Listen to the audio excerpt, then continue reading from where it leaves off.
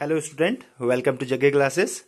Micro processor 8085 में आज हम पढ़ने वाले हैं about the flag registers of 8085 and the status signal S1 S0 how work with the signal input output oblique memory bar. तो सबसे पहले बात कर लेते हैं हम फ्लैग रजिस्टर की कि फ्लैग रजिस्टर होता क्या है। मैंने आपको पहले ही बताया था कि माइक्रो प्रोसेसर जो भी प्रोग्राम को एग्जीक्यूट करता है, जो उसका रिजल्ट होता है, आपका जो रिजल्ट है ये स्टोर होता है आपका एक्यूमुलेटर में। ओके, स्टेप बाय स्टेप हम पढ़ रहे हैं। एक्यूमुलेटर के एक 8 बिट का 8 बिट रजिस्टर है जो कि स्टोर करता है रिजल्ट को। अब मैंने परसों भी आपको बताया था, अगर 5+3 ये 8 होगा। अभी 8 पॉजिटिव नंबर है या नेगेटिव नंबर है, या हो सकता है 5-2 हो या 2-5 हो। दोनों ही केस में जो आपका आंसर आएगा दैट इज 3 एंड -3। एक पॉजिटिव आंसर है, नेगेटिव आंसर है। जो ये 3 वाला पार्ट है ये तो मैं डेसिमल के हिसाब से समझा रहा हूं, वैसे बाइनरी ऑपरेशंस होते हैं उसमें, लेकिन हम जो इनपुट डालते हैं डेसिमल के हिसाब से डालते हैं। ये जो रिजल्ट है ये एक्यूमुलेटर में स्टोर होता है, लेकिन ये जो रिजल्ट है पॉजिटिव है, नेगेटिव क्या है या हो सकता है कोई साइन फ्लैग हो, जो भी है मीन्स फ्लैग रजिस्टर क्या होता है, ये 8 बिट रजिस्टर है। जो आपका फ्लैग रजिस्टर है ये 8 बिट का जो रजिस्टर है, और इसमें टोटल जो होते हैं आपके पास 5 फ्लैग्स होते हैं। ठीक है, जो आपके पास फ्लैग है कितने हैं? 5 फ्लैग हैं। तो ये क्या करते हैं, ये रिजल्ट के स्टेटस को शो करते हैं जो कि एक्यूमुलेटर ने स्टोर किया हुआ होता है। यानी कि माइक्रो प्रोसेसर जो भी प्रोग्राम को एग्जीक्यूट करता है, the result store in the accumulator and the status of the result shown by the flag register. Okay, तो आज हम पढ़ने वाले हैं फ्लैग रजिस्टर अपने तीसरे लेक्चर में माइक्रो प्रोसेसर 8085 के। तो हमारे पास जो ये फ्लैग रजिस्टर है, आपके पास कौन कौन से फ्लैग है जरा ध्यान से सुनना। ये जो टोटल है 1 2 3 4 5 6 7 8 बिट की जो है इसकी लेंथ है आपकी, किसकी? फ्लैग रजिस्टर की 8 बिट इसकी लेंथ है। और इस 8 बिट में जो है आपके पास सिर्फ 5 फ्लैग है। एक आपके पास एस फ्लैग है, एक जेड फ्लैग, उसके बाद इसको मैं ब्लैंक कर देते हैं, एसी फ्लैग है, यहां पी फॉर पैरिटी फ्लैग है, और यहां कैरी फ्लैग है। मींस 1 2 3 4 5, और बाकी ये जो आपके 3 प्लेस है ये क्या है? ब्लैंक है। मतलब आपके पास जो है जितनी ये वर्क कर सकता था आपका 8085, उसके हिसाब से there is only 5 flags in 8 bit register of flag register. Okay, तो सबसे पहले हम बात करते हैं सी, यानी कि सी को हम बोलते हैं carry flag. Okay, carry flag. अब जरा ध्यान से सुनिएगा, मैं कम से कम शब्दों में इसको एक्सप्लेन करने की कोशिश करता हूं। कैरी फ्लैग है क्या? सपोज माइक्रो प्रोसेसर कोई प्रोग्राम एग्जीक्यूट कर रहा है, मान लिया ये एक डेटा है। ओके, अब ये जो है ऐड होना है, ये किसी रजिस्टर में सेव हुआ होगा, एक एक्यूमुलेटर में सेव हुआ होगा, एक समझ लेते हैं कि रजिस्टर बी में सेव हुआ। जब ये अगर ये एडिशन का इसमें प्रोग्राम था, तो एज पर प्रोग्राम जब ये ऐड होगा 110 कैरी 1 101 101 101 और 101, 8 बिट का डेटा ये है, वो ऐड हुआ अदर 8 बिट के डेटे में, और जो आपका रिजल्ट आया ये भी आपका 8 बिट में आया। अगर इसकी जगह कुछ ऐसा होता,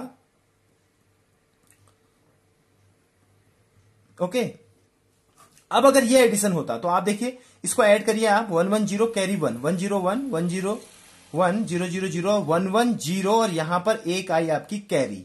मींस जो आपका अब रिजल्ट है ये कितना है? 4 और 4, 8 बिट रिजल्ट ये टोटल है ये। और एक्यूमुलेटर में इसने स्टोर होना, मैं पहले बता चुका, एक्यूमुलेटर किसी भी प्रोग्राम के रिजल्ट को स्टोर करता है।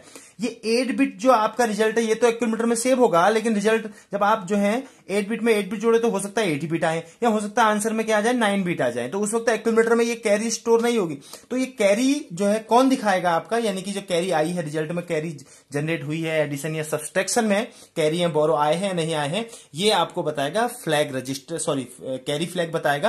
अगर कैरी आई है, if carry generate then carry flag is set, यानी कि ये जो कैरी फ्लैग है ये सेट हो जाएगा कब? जब कैरी आएगी। तो हम चेक कर लेंगे, अगर कैरी आई है तो कैरी फ्लैग सेट होगा, और अगर नहीं आई है तो कैरी फ्लैग सेट नहीं आई है। इसका मतलब if C equal to 1 means ये सेट है, यानी कि कैरी आपके पास है। और अगर कैरी फ्लैग रिसेट है, 0 मतलब आपका क्या? रिसेट है, इसका मतलब जो है कैरी आपकी जनरेट नहीं हुई है, कैरी है बोरो दोनों के लिए। ओके, उसके बाद हम बात करते हैं पैरिटी को भी थोड़ी देर रोकते हैं, एसी फ्लैग की। एसी का पूरा नाम है auxiliary carry,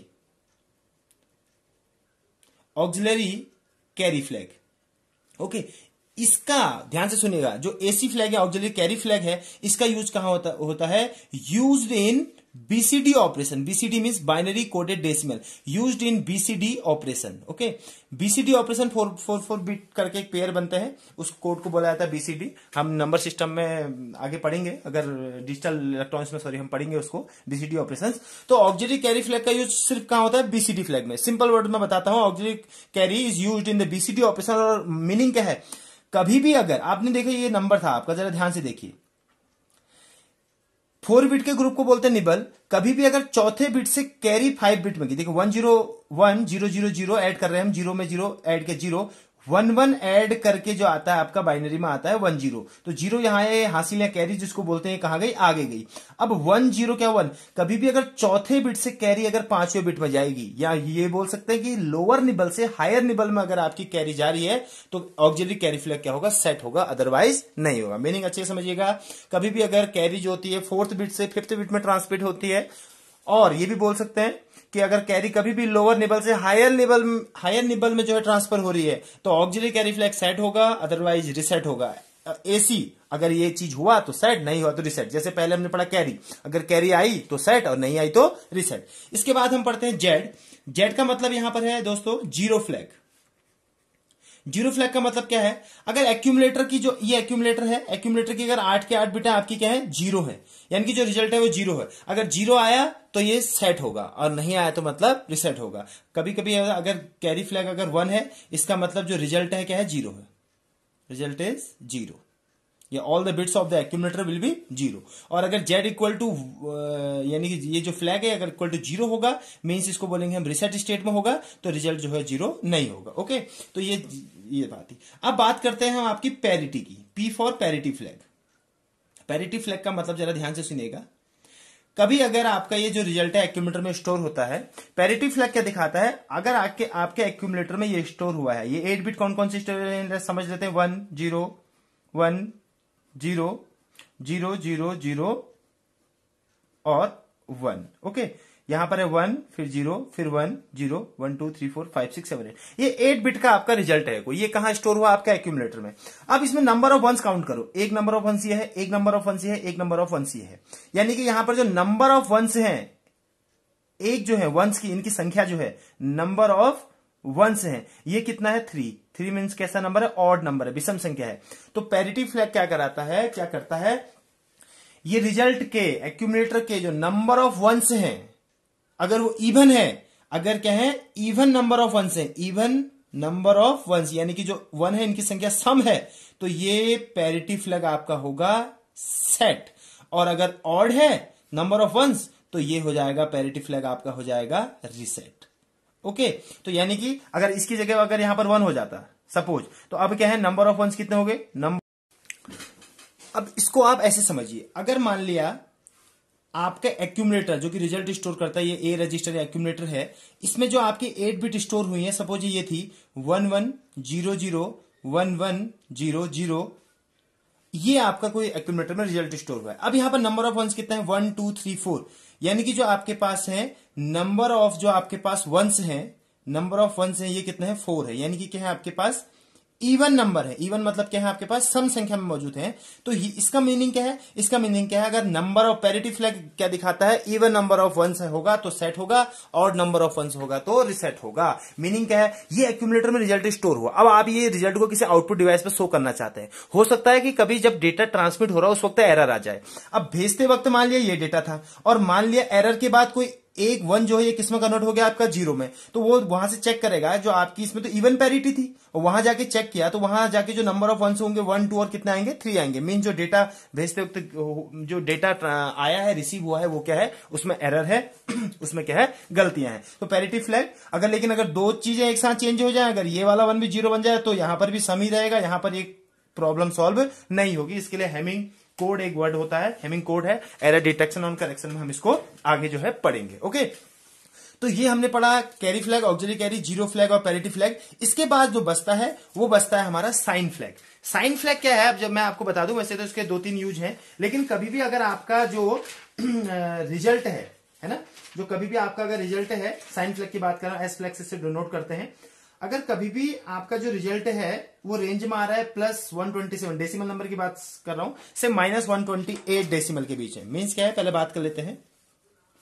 S means sign flag, sign flag. अभी साइन फ्लैग क्या बताता है मैं आपको बताता हूं। मैंने आपको बताया था, सपोज हम ऐसे इजी समझने के लिए ऐसे इसको समझ लेते हैं। अगर आपने 5 में से 3 माइनस करना है तो आपका आंसर आएगा 2, और अगर आपने 3 में से 5 माइनस करना है तो आपका आंसर आएगा -2। ओके, ये जो 2 है ये तो एक्यूमुलेटर में स्टोर होगा। कहां स्टोर होगा? एक्यूमुलेटर में, दोनों ही केसेस में। लेकिन जो ये प्लस और माइनस है, ये आंसर पॉजिटिव है नेगेटिव है कैसे पता चलेगा? ये बताएगा आपका साइन फ्लैग। मीन्स क्या है? अगर एस ये फ्लैग 1 यानी कि सेट है, इसका मतलब जो रिजल्ट है वो नेगेटिव है।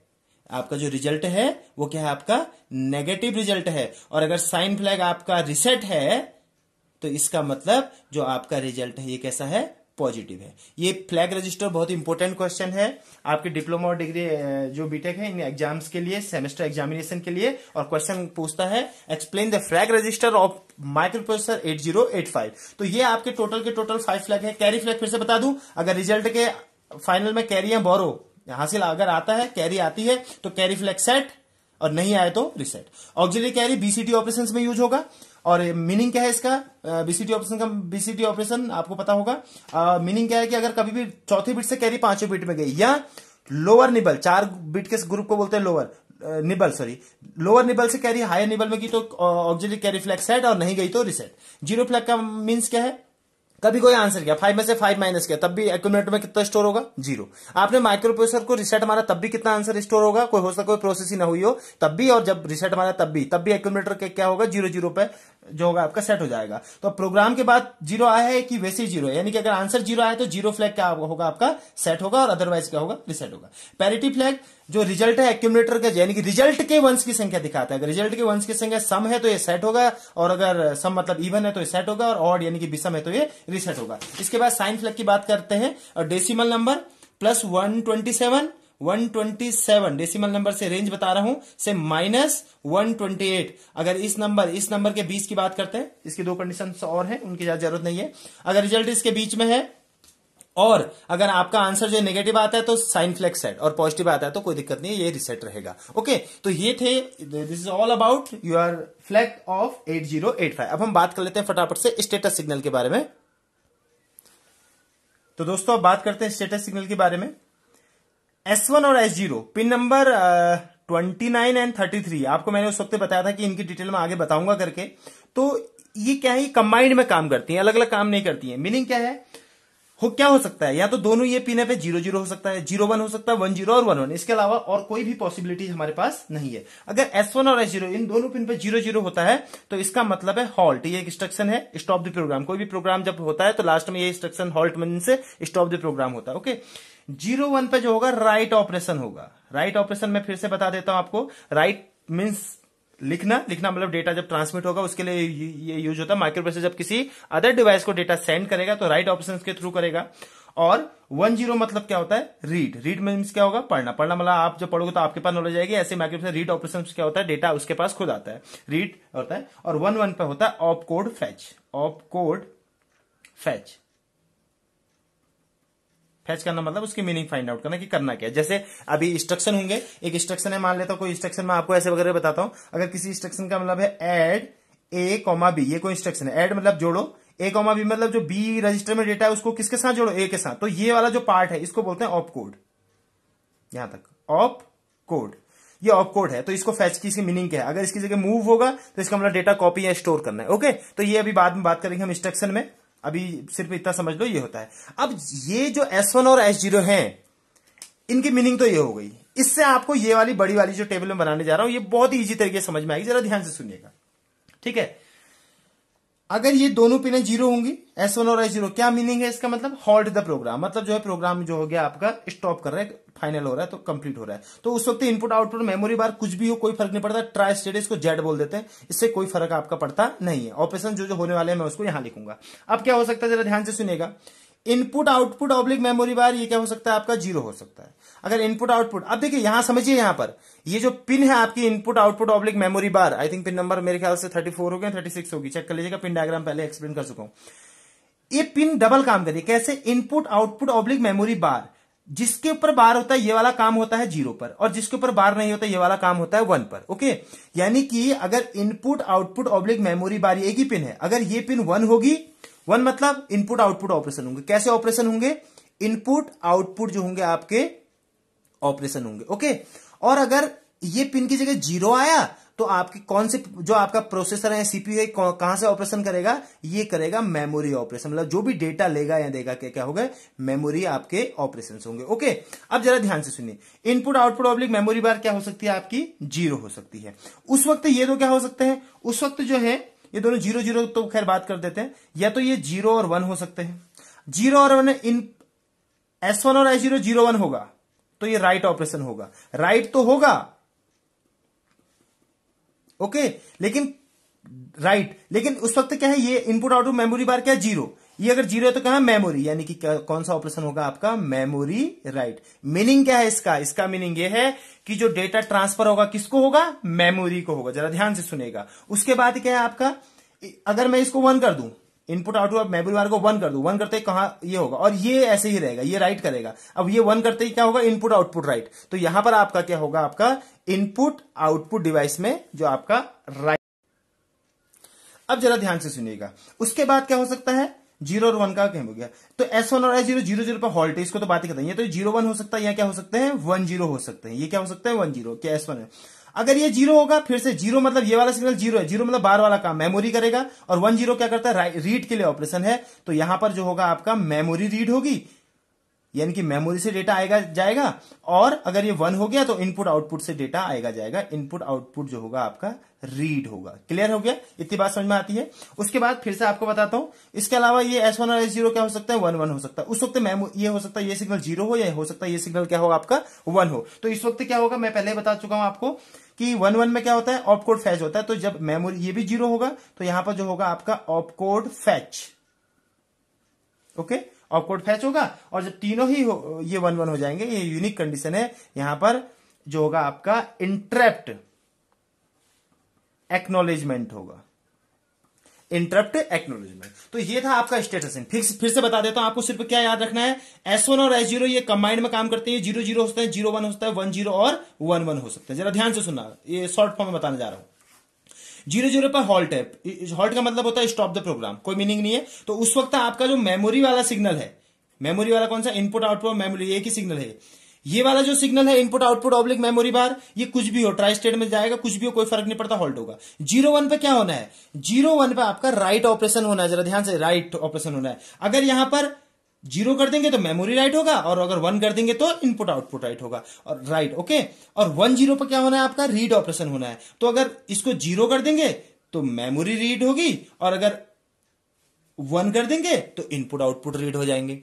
और 1 1 के लिए बता दें, ऑपकोड फैच है। ऑपकोड फैच में ये 0 या 1 हो सकता है। यहां पर तो ऑपकोड फैच ही होगा, और तीनों ही अगर 1 1 1 हो गए, जैसे हम पहले यहां पर बात कर रहे हैं, तो यहां पर क्या होगा? इंटरप्ट एक्नॉलेजमेंट सिग्नल जनरेट होगा। तो ऐसे करके S1 और S0 जो है इनपुट आउटपुट ऑब्लिक मेमोरी बार, इस वाले सिग्नल के साथ कंबाइन करके ये ऑपरेशंस करते हैं। कोई टफ नहीं है, अगर आप ध्यान से सिर्फ इतना याद कर लो भैया, 0 0 हॉल्ट होता है, 1 1 ऑपकोड फैच होता है। अब बचा क्या? 0 1 और 1 0। 0 1 पर राइट याद कर लो, और 1 0 पर रीड। अब इसके साथ मेमोरी क्या हो सकती है? ये 0 हो सकती है या 1 हो सकती है। सॉरी, मेमोरी वाला इनपुट आउटपुट वाला या तो 0 होगा या 1 होगा, और ऐसे ही 1 0 के साथ भी या तो 0 होगा या 1 होगा। तो 0 पे कौन से ऑपरेशन होंगे? मेमोरी के, और 1 पे कौन से होंगे? इनपुट आउटपुट के। तो इस तरह से हमने आज जो है ये पढ़ा, और नेक्स्ट क्लास में जो है हम इसके आगे का सिलेबस कंप्लीट करेंगे।